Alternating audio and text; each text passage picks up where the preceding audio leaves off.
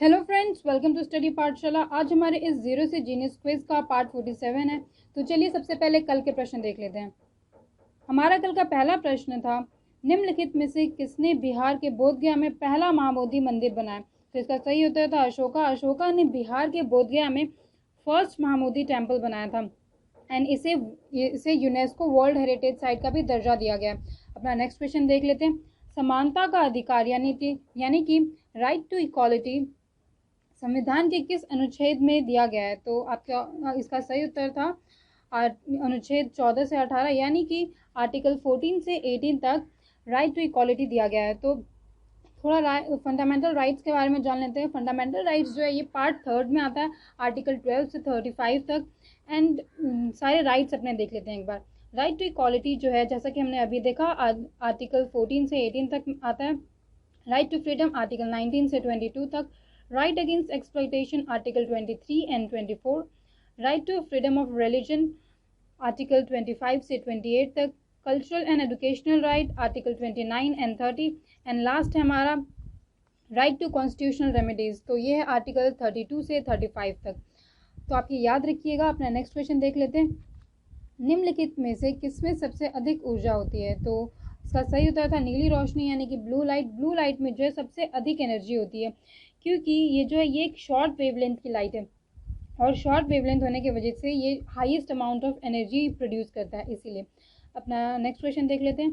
विश्व बिलियर्ड प्रतियोगिता खिताब जीतने वाले पहले भारतीय कौन थे? तो इसका सही उत्तर था विल्सन जॉन्स। विल्सन जॉन्स जो थे ये फर्स्ट इंडियन थे जिन्होंने वर्ल्ड बिलियर्ड चैंपियनशिप का टाइटल जीता था। एंड जो वर्ल्ड बिलियर्ड चैंपियनशिप था इसे हम लोग पहले वर्ल्ड एमेच्योर बिलियर्ड के नाम से जानते थे, लेकिन बाद में इसका नाम चेंज करके वर्ल्ड बिलियर्ड चैंपियनशिप रख दिया गया था। तो अपने आज के प्रश्न देख लेते हैं। हमारा आज का पहला प्रश्न है, क्वींसबेरी रूल्स कौन से खेल के नियमों में दिया गया नाम है? तो आपको ये बताना है क्वींसबेरी रूल जो ये कौन से गेम में मतलब कौन से गेम में ये रूल है जिसका नाम क्वींसबेरी है? आपके ऑप्शन है A cricket, B boxing, C tennis and D hockey. तो इसका सही उत्तर है बी बॉक्सिंग। बॉक्सिंग में एक रूल है जिसका नाम है क्वींसबेरी रूल। नेक्स्ट क्वेश्चन देख लेते हैं। भारत का पहला नोबेल पुरस्कार किसके लिए दिया गया था? तो आपके ऑप्शन है ए भौतिक विज्ञान यानी कि फिजिक्स, बी चिकित्सा यानी कि मेडिसिन, सी साहित्य यानी कि लिटरेचर, डी रसायन विज्ञान यानी कि केमिस्ट्री। तो इसका सही उत्तर है सी साहित्य लिटरेचर। लिटरेचर में भारत को पहला नोबेल पुरस्कार मिला था एंड ये मिला था रविंद्रनाथ टैगोर जी को 1913 यानी कि 1930 में गीतांजलि के लिए इन्हें मिला था। ओके, तो आप ये याद रखिएगा। अपना नेक्स्ट क्वेश्चन देख लेते हैं। निम्नलिखित में से किसने 2010 में फीफा विश्व कप ट्रॉफी जीती? तो आपके ऑप्शंस हैं A Germany, B Brazil, C England and D Spain. तो आपको यहाँ पे ये बताना जो 2010 का यानी कि 2010 का जो फीफा विश्व कप था उसकी ट्रॉफी किसने जीती थी? तो इसका सही उत्तर है स्पेन। जो 2010 का फीफा वर्ल्ड कप ट्रॉफी था वो स्पेन ने जीती थी। एंड जो अभी सबसे रीसेंट चैंपियन है फीफा वर्ल्ड कप की वो है फ्रांस। फ्रांस ने इसे अभी सबसे हाल ही में जीता है, 2018 में जीता है फ्रांस ने। एंड फीफा वर्ल्ड कप को फाउंड किया गया था 1930 यानी कि 1930 में। एंड सबसे मोस्ट सक्सेसफुल जो टीम है वो है ब्राज़ील की। ब्राज़ील जो है, क्योंकि ब्राज़ील ने इसे 5 बार सबसे हाईएस्ट टाइम जीता है, इसलिए ये मोस्ट सक्सेसफुल है। 5 बार इसने ही फीफा वर्ल्ड कप की जो टाइटल है ये ट्रॉफी जीती है।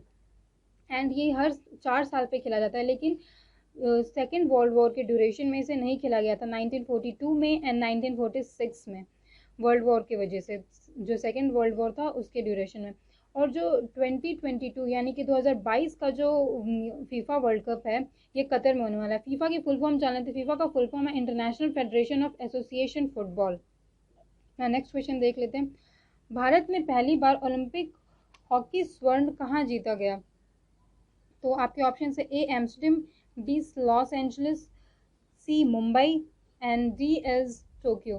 तो इसका सही उत्तर है ए एम्स्टर्डम। एम्स्टर्डम में भारत ने हॉकी में जो है वो फर्स्ट स्वर्ण पदक जीता था। ओके, तो आप ये याद रखिएगा। भारत ने जो अपना फर्स्ट ओलंपिक में स्वर्ण पदक था, जो मतलब जो गोल्ड मेडल था, वो भारत ने एम्स्टर्डम में जीता था 1928 में, 1928 में। और भारत ने अब तक 8 ओलंपिक गोल्ड मेडल्स जीते हैं हॉकी में।